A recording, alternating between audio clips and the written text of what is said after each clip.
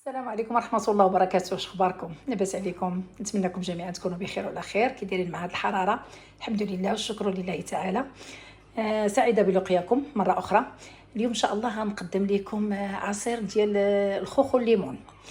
هي في القاعدة كتكون كيلو ديال الخوخ في 2 كيلو تاع الليمون. أنا حيت عندي الخوخ كتير درت كيلو ربع ديال الخوخ في 2 كيلو ونص ديال الليمون، وعندي كاس ونص تاع السنيدة ما يعادل 150 غرام.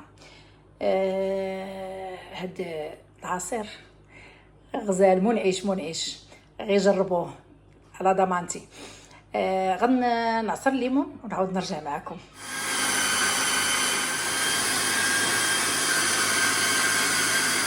لكم واحد النقطة مهمة، الليمون غسلوه مزيان والخوخ حتى هو غسلوه مزيان، وديروا ليه شي نقيطة ديال الخل باش تحيد منه ديك الغبرة وديك الغبره اللي كتكون فيه من الفوق، ولا كانت فيه شي حاجه كتحيد. ودابا بعد ما عصرنا الليمون غادي نبداو نقطعوا الخوخ. شوفوا قطعوه كما قطعتوه، غير عشوائي بحال هكا كي كنقطعوا، ولكن ضروري تخليو فيه القشره، حيت القشره هي اللي كتعطينا ديك اللذه ديال الخوخ.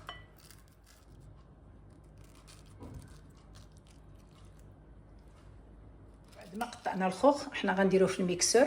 ها انتوما، نسيت ما قلت لكمش الخوخ راه بلدي باش يعطينا طعم زوين، نكهه زوينه ديال الخوخ. نديرو الخوخ بلدي.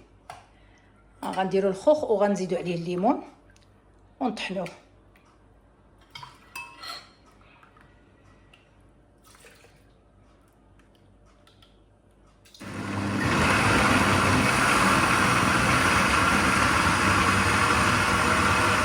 طحنا العصير ديالنا غنديروه في طنجره. هانتوما غتشوفوا غنديروه في اناء باش يطيب. غير خوي باش نزيدو عليه السكر ونزيدو عليه الليمون. صافي راه قاد. صافي زيدي عليه داك السكر، داك كاس ونص تاع السكر.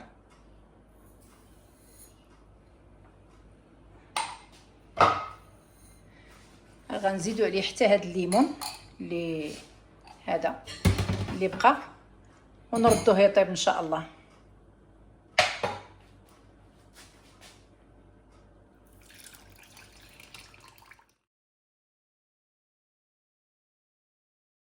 ما قدرتناش كاسرونه وقلبنا في، درنا كوكوط كبيره باش تقدنا في العصير ديالنا باش يطيب على خاطره.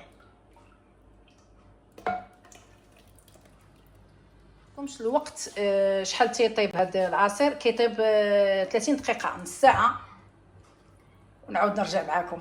العصير ديالنا بعد ما بدا تيغلي غنحسبوا ليه نص ساعه ونطفيو عليه ان شاء الله.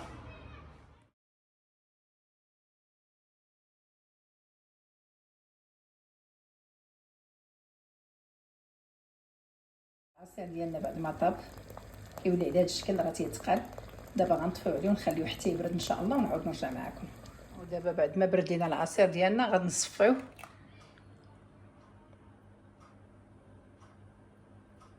ضروري نصفيوه حيت دوك القشور باش نحيدوهم واخا ما كيخرجوش زعما بزاف، المهم نصفيوه عاد باش نستعملوه.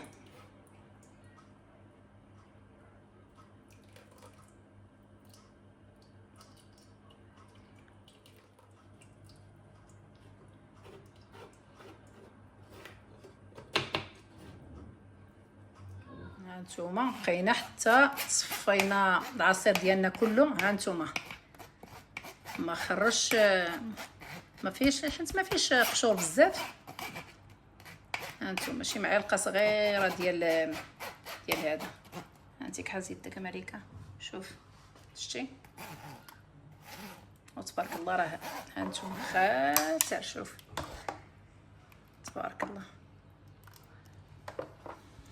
دابا خليكم هنا ندوزو للتقديم النهائي ان شاء الله. ها نتوما الكميه اللي خرجت لينا داك العبار اللي درت معاكم ديال الخوخ والليمون. تبارك الله خرجت ليا 2 تاع القراعي. دابا ملي كيكون فحال هكا مكونسونطري كتاخذوا غير المقدار القياس اللي بغيتو وكتديروه في الكاس بحال هكا، كاس كديروا فيه نص ديال هاد العصير وكتكملوا بالماء باش كيجيكم عصير عادي. ها انتوما شوف تبارك الله وصل عندي ما شاء الله.